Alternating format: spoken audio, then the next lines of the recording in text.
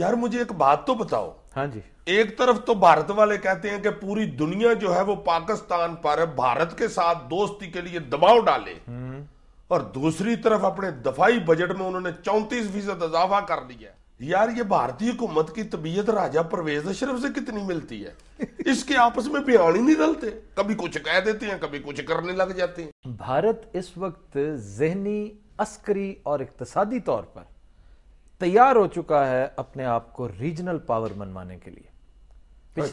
پچھلے ایک سال میں دیکھو اس نے کتنی اہم ڈیولپمنٹ ہوئی ہے وہاں پہ, کہ الیکشن ہوا, پروگریسو فورسز جو ہیں وہ سامنے آئیں, منموہن سنگھ کی محنت جو ہے وہ رنگ لائی, اکانومی گروتھ ریٹ بہت بہتر ہو گیا, آگے فیوچر جو ہے معیشت کا بہت بہتر طرف جاتا نظر آ رہا ہے. نہیں تو تمہارا کیا خیال ہے اس ریجن میں جو چائنا ہے وہ ابڑے ہوئے انڈے بیچ رہا ہے؟ نہیں, چائنا کو بھی خطرہ ہے, چائنا کو بے شمار پرابلمز ہیں. نہ صرف ڈیفنس بجٹ میں 34% اضافہ جو ہے, بلکہ اسی کا شاخسانہ ہے. یہ دیکھو یہ جو اسرائیل سے اس نے ایویکس لیے ہیں, ایویکس ایک ایسا سسٹم ہے کہ جس سے آپ امرتسر میں بیٹھے ہوئے پورے لاہور کے ایک گھر کی نگرانی کر سکتے ہیں, آپ اس کے اوپر فوکس کر سکتے ہیں. نہیں تو تمہارا کیا خیال ہے کہ چائنا والے جو ہیں وہ کیا سوٹی کے ساتھ ٹائر چلا رہے ہیں؟ وہ بھی تو کچھ نہ کچھ ٹیکنالوجی بنا کے بیٹھے ہوئے ہیں, اس میں کوئی شک نہیں, لیکن ہمیں اپنے پرسپیکٹو میں دیکھنا ہے, ہمیں اپنے پس منظر میں, کہ ہمارے لیے دیکھیں. ایک تو وہاں کا میں الیکشن کہہ رہا تھا, الیکشن کے بعد بڑا اچھے طریقے سے جو ہے کانگریس پھر اقتدار میں آئی. امریکہ کے ساتھ انہوں نے 2 دفاعی معاہدے کیے, یہ ایک بڑی اہم ڈیولپمنٹ تھی. تیسرا ایک انہوں نے جو پیسفل پرپزز کے لیے نیوکلیئر معاہدہ کیا, ایویکس میں نے بتایا, وہ انہوں نے حاصل کیے.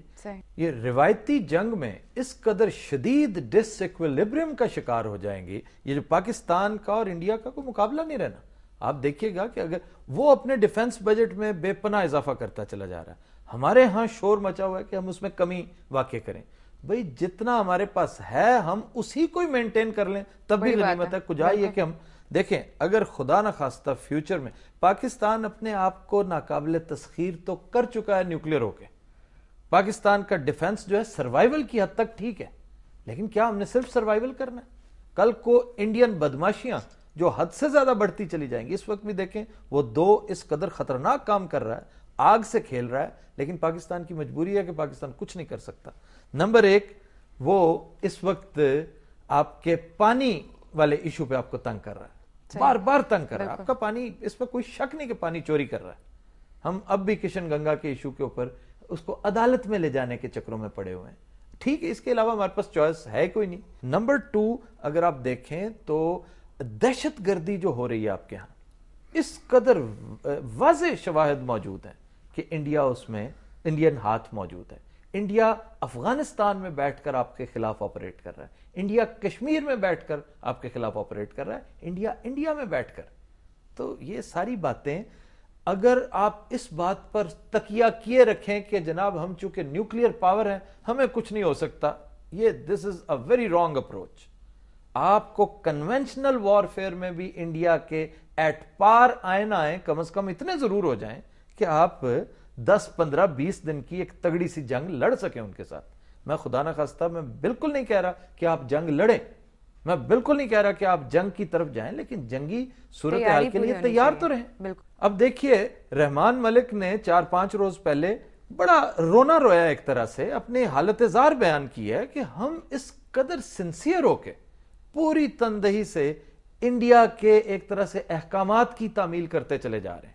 بامبے اٹیکس کیا ہوئے, ہمیں مصیبت پڑی ہوئی ہے, ہم دن رات ایک کر کے ہم نے ود ان نو ٹائم جتنا ہیومنلی پاسبل تھا اس کی ساری تحقیقات مکمل کی, لوگوں کو گرفتار کیا, عدالت میں مقدمات پہنچائے. لیکن انڈین سنجیدگی کا اندازہ آپ اس سے کر لیں کہ ہمارے 32 سوالوں کا جواب جس طرح اس نے ترسا کر ہمیں بھیجا ہے وہ پوری دنیا کو پتہ جانتی ہے. نمبر 2 اس سے بڑا مذاق کیا ہو سکتا ہے کہ اجمل قصاب کا جو بیان ہے وہ مراٹھی زبان میں ہمیں بھیج دیا. اب پورے پاکستان میں شاید کوئی ایسا نہ ہو جو مراٹھی زبان جانتا ہو. مراٹھی زبان میں بھیج دیا جی؟ ہاں جی. یہ مراٹھی کے سپیلنگ بھی ABC میں ہوتے ہیں جی؟ کس قدر ہے مکانہ. تم جب میں گفتگو کر رہا ہوا کروں چپ رہا کرو. اچھا جی میں نہیں کہتا جی. اور میں کیا پوچھوں کہ مراٹھی پلاسٹک کی ہوتی ہے جی؟ یار زبان ہے تو اس کے بارے میں یہی پوچھنا ہے نا میں. بھائی اس وقت جو بات ہو رہی ہے وہ یہ کہ اس کی سنجیدگی دیکھو انڈیا کی، کہ اسے پتا ہے کہ یہاں پہ مراٹھی کسی کو نہیں آتی ہوگی، اس نے اٹھا کے مراٹھی میں بھیج دی. یہ کوئی بات ہے بھلا؟ اسی طرح اب یہ بہت اچھا سٹینڈ لیا ہے ہماری حکومت نے، اور میں سمجھتا ہوں کہ ہمارے میڈیا کو فل سپورٹ دینی چاہیے، فلسٹ سپورٹ دینی چاہیے کہ ہم نے جو نیڈ فل تھا وہ کر دیا ہے.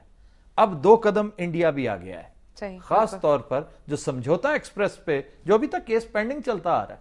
ابھی تک انڈیا ہمیں مطمئن نہیں کر سکا کہ اس اٹیک کے محرکات کیا تھے، وہ جو کرنل پروہت تھا وہ کون تھا، کس کے ایما پہ سارا کچھ کر رہا تھا، وہ کس پوزیشن میں ہے، اس کی تحقیقات اور اس کی تفصیلات کیا ہیں، ہمیں ابھی تک کسی نے نہیں بتایا.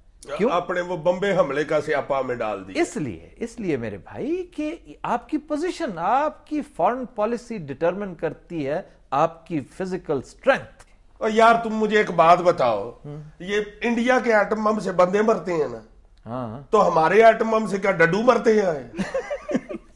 ہمارا ایٹم بم بھی بڑا خوفناک ہے. تو پھر ہم کیوں اتنا ڈرے پھر رہے ہیں بھائی؟ میں یہ عرض کر رہا ہوں خدا نہ خواستہ اٹامک جنگ نہیں ہوتی. یار کیا باتیں کر رہے ہو؟ اور کس چیز کی جنگ ہونی ہے؟ چپیڑے مارنی ہے ایک دوسرے کو؟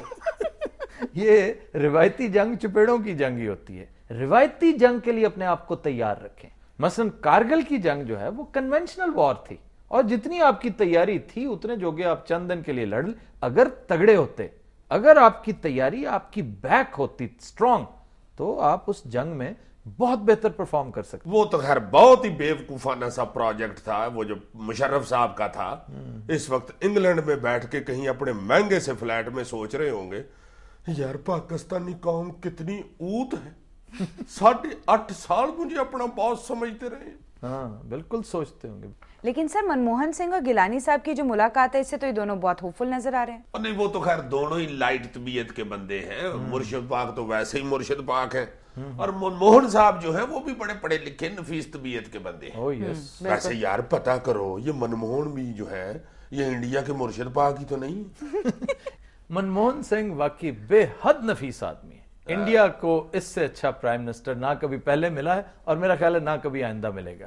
لیکن اگر آپ غور سے دیکھیں انڈین اسٹیبلشمنٹ میں منموہن سنگھ جیسے کیریکٹرز جو ہے نا وہ آٹے میں نمک کے برابر ہیں. بالکل صحیح، بے حد کم. اور آپ دیکھیں کہ جب وہ ہاکس کی طرح ان کے اوپر حاوی ہو جاتے ہیں تو بیچارے منموہن نظر آ رہے ہوتے پھڑ پھڑاتے کہ یار میری تو چل ہی کوئی نہیں رہی. لیکن انڈیا کا سسٹم ہی ایسا ہے کہ پرائم منسٹر چاہے بھی نا تو ان کو اگنور نہیں کر سکتا. یہ جو ہاکس ہیں، یہ جو وار مانگرز ہیں، یہ جو سخت گیر طبقہ ہے نا، ادھر بھی ہے لیکن بہت کم ادھر تو. اور جوں انڈیا مضبوط ہوتا چلا جا رہا ہے وہ طبقہ وہاں پر مزید سر اٹھا رہا ہے. I have to take a break. خواتین و حضرات, we'll take a break. Stay with us.